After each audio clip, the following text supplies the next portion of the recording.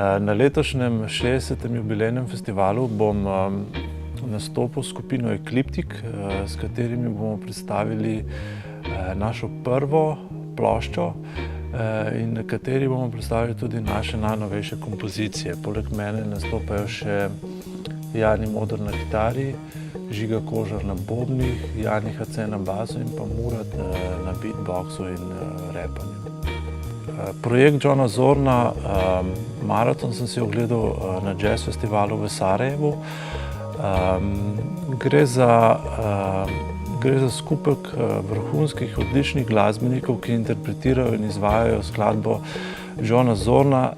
Zame, glede na to, da moram iskreno povedati, Zorna nisem zelo podrobno poznal do takrat, do tistega koncerta v Sarajevu.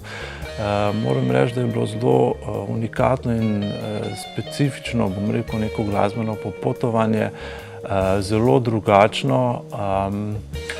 Kar je na meni pustilo še posebej močen vtis, je kako John Zorn in njegova glasba in njegova ta artistična nota rezonira skozi vse glasbenike zelo močno, tudi če so sami posamezniki zelo močni in zelo močni glasbeniki.